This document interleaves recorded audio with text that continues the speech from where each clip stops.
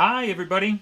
I'm Dan Wells. I write horror, fantasy, and science fiction, and I talk about games on the internet. Today we're back to the Infinity RPG, which is space opera cyberpunk. We haven't talked about this one in a while, but we have a great one to look at today, which is the Mercenaries sourcebook. Now, we've mostly been focusing on the faction books for Infinity, and they've got a bunch of really interesting, very unique feeling factions that are all different from each other in some very cool ways. Mercenaries have that as well, but more so, what this book brings is an entirely new structure to an Infinity game or campaign. The core game kind of assumes that you will all be working for something like O12 or Bureau Noir, this kind of overarching, the United Nations peacekeeping force of this space opera society, essentially, is what that is. It assumes that your ecumenical group of many different factions have all come together in the service of keeping the peace and solving crimes and so on and so on. What the Mercenaries book offers you, surprise, surprise, is an entirely new campaign format where instead of being peacekeepers, you're mercenaries. It offers different reasons then for your disparate group of multi-faction PCs to all come together and work for a common cause, and offers some really great tools to make that kind of a campaign work. So let's take a look at some of the stuff that is present here in the book. Boom. So, Chapter 1, as to be expected, is the typical Infinity RPG Chapter 1, which is to say, a giant wall of text describing the topic at hand. In this case, mercenaries. What are mercenaries about? What do they do? What is it like to be one? What do they focus on? How do mercenaries fit into society? They actually are a legal function, legal and what's the word I'm looking for? Sanctioned aspect of this society. There's plenty of groups, governments, but mostly corporations, who rely on mercenaries to do their dirty work for them. So that's what Chapter 1 is all about. Chapter 2 goes into detail about the different main mercenary groups. Obviously, there are hundreds, if not thousands, but the main ones that people are likely to have heard of get a write-up here. They get about 2 pages each. The Dashat here, this is a group from the Haq Islam group. They are a very professional group. They rely on appearance and numbers just as much as they rely on force of arms. And kind of their goal is that if they take a job, they're going to put so many boots on the ground that the enemies will just say, oh, well, that's Dashat Company there, and they've got all their uniforms, their guns are clean, and there's like a million of them, so we're not going to mess with them. In stark contrast to that is Druze by Rom. This is my favorite of the mercenary factions because they are the dirty fighters. They are the eye gougers. They are the sending a message mercenary company. They will win battles by making sure to hurt you so hard you can't hit them back. Or perhaps even more than that, making sure to hurt you so hard that the next 5 guys aren't going to hit them at all. And so they get in, they cause problems, they get out. Foreign Company is a really fun one because they are focused on celebrities. They make their individual mercenaries into celebrities by having kind of live streaming a lot of their events. And this, of course, as a cyberpunk society, they have all this incredible technology. They have incredible broadcasting and recording technology. So there are drones kind of flying around, and people can watch their exploits on the internet and go, oh my gosh, this is my favorite mercenary. He's doing a new job.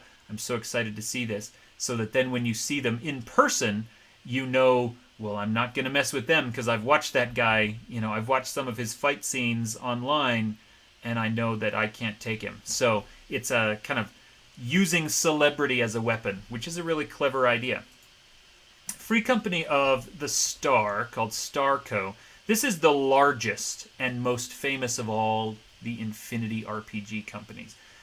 They kind of pride themselves on their professionalism. They try to do what they can. This is the most vanilla of the mercenary companies as well. They don't have a particular flavor so much as just we're really good at what we do and we're everywhere. The Ikari Company is a mercenary company that... so, of course, there's the Yujing Empire. We've talked about them before. We've looked at their source book. They are this, giant two-planet empire, one of the largest in the human sphere. But the subgroup of them that is primarily ethnically Japanese have always been treated as kind of second-class citizens within that larger empire.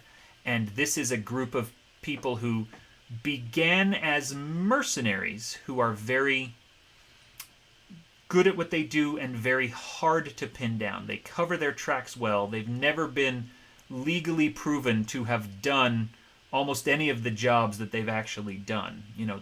Clearly they'll take a few little ones here and there so that they look like a legitimate organization. But the big ones they do, anything they have to do that's illegal, they cover their tracks so well no one can find them. When the Yujing Empire split and the Japanese sectorial broke off and tried to become their own thing, the Ikari Company helped, because the leader, whose name is actually something or other Ikari, what's his name? I don't know where he is, but he decided that this revolution, this civil war, was A, something he supported, but also B, something that would make him rich. So he helped the Japanese sectorial break off from Yujing Empire, but he charged him money at the same time. Last of all is the Spiral Corps, which is the only group that is primarily non-human. There's a group of aliens called the Toha, who are also fighting against the main big bad guys of the world, which is called the Combined Army and the Evolved Intelligence. It's a big, huge alien nation, kingdom, space empire thing that absorbs other alien civilizations that it conquers and then, moves on to try to conquer more territory. They are not the heart of every Infinity story by any means, but they're there. And they've got a cool source book that we're going to get to in an upcoming month. But in the meantime, the Toha are one of the few alien groups that have managed to stay free, largely because they spend a lot of their time running away from the Combined Army so as they don't get caught and captured. They have come to the human sphere and they have found this enemy of my enemy is my friend kind of situation where they are becoming, forming tense alliances with the humans so that they can jointly fight against the Combined Army. The Toha have formed their own mercenary company called the Spiral Corps, which employs a lot of Toha and then the occasional other human and things like that. So they're pretty cool as well. There's a lot of other smaller groups like the Varangian Guard, Kaplan Tactical Services, the War Drivers, the Yuan ones. But anyway, there's a lot of information here on the different kinds of mercenary groups. And those are there, first of all, because they're famous and they can feature in stories. But second of all, because they give you a good kind of template on which to build your own mercenary companies, which we'll get to in a later chapter. First, we've got a chapter here called War Zones and Contracts. And what this one mostly does is it goes through faction by faction in the human sphere and explains what each group's relationship to mercenaries are. So we're talking about Ariadna. Do they employ mercenaries? Why do they employ mercenaries? In what situations would they rather just use their own people? Things like that. How many of these people leave and become mercenaries? We get all of that for all the different groups. Nomads, Pano, all these things. There's Yujing. Even getting into the corporations and O12, Submondo, which, as it implies, is the criminal underworld. things like that. And of course, there's a little section on private contracts. Maybe you're not being hired by a government or a corporation at all. You're just being hired by one particular rich dude who wants to get something or exact revenge, whatever it ends up being. There is a wonderful chapter on the war market, which is the actual legitimate kind of user portal to hire mercenaries. This is, as I said, a sanctioned and legal activity, provided that the mercenaries themselves don't break any laws.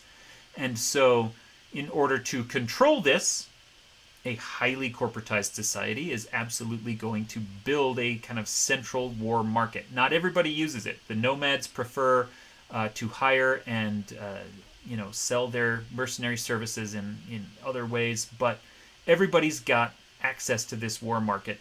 And this chapter actually has a lot of really good detail of how these groups are handled. What is it like to hire one?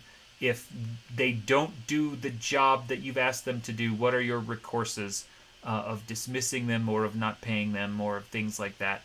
A lot of really great information there. There is chapter 5 is all about gear, and there's, as is typical of all these Infinity books, just incredibly granular descriptions of fancy new gear. This one ups the ante a bit to include a lot of vehicles. Many of those are robot vehicles, or here's turrets, there's cars, there's ships, there's all kinds of stuff like that. Then we get to kind of the real, let's say, the meat of this from a player's perspective, which is how do we become mercenaries, and then how do we run a mercenary company. So chapter 7 is mercenary characters. It has its own event tables, which is awesome and always adds a lot of flavor, and then it has all these new career profiles. So if you want to work for the Druze by Ram, which are those big, shoot first, ask questions never kind of mercenaries, they've got that in here. They've got just tons and tons of new things and different specializations and all of these awesome ideas. The next chapter, Warmongering 101, is where it gets into the nitty-gritty of how the players themselves can run a mercenary campaign. And I like this a lot because they've thought of everything, or at least they've thought of a lot of things.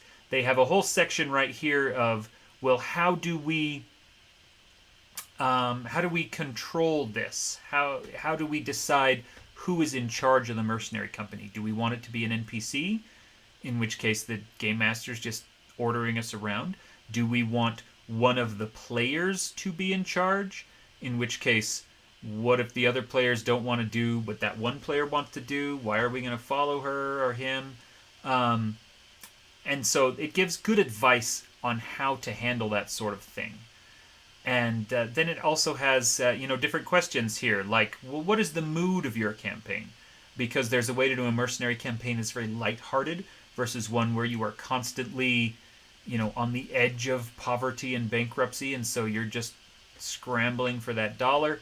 Different ways of handling that. There's also different kinds of themes.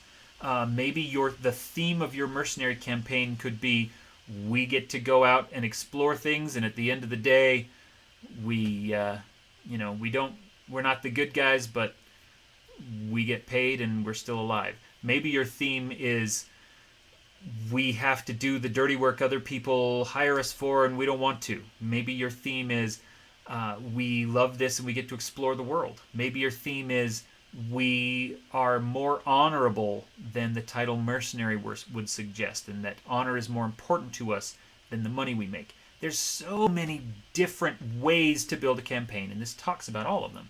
Then it gets into, right here, the nitty-gritty details. Now, one thing that I have complained about in prior reviews, one of the things that I kind of dislike about the Infinity RPG is that it has 3 currency systems, just right off the bat during character creation. There's 3 different systems for tracking money. This adds a 4th one, called capital. Because, and they make a good argument, the amounts of money that you're dealing with are so much larger than the individual levels of characters. Once you're dealing with an entire corporation, you need either that it just works better to have a different kind of thing. So instead of tracking assets or using lifestyle or whatever, you're tracking capital. And we get into a lot of detail about what capital is and what capital represents. There's different kinds of capital. How do you use it? How do you negotiate with capital to get money? And this is all very granular stuff, but it honestly it works pretty well. I think that they've learned maybe some of their lessons from having too many currency systems, and this one feels like it works a little better than the others. There are also, in this section of managing a mercenary company, pages and pages of different kinds of jobs you can be hired for, how much they typically pay, all kinds of things like that. Lots and lots of things. So it's a really nice little section there. They also have, in this section, large-scale warfare rules, which have never been a part of Infinity before. It's just one of the other really great things that this book adds in to the Infinity system. Last of all, as always, there is a wonderful chapter about adversaries, different kinds of bad guys to fight with full stats for what they do and how they do it and blah, blah, blah. I mean, I said blah, blah, blah, but it's valuable information that you will be happy to have. So anyway, that is the book. The Mercenary book for Infinity. I think that it works really well.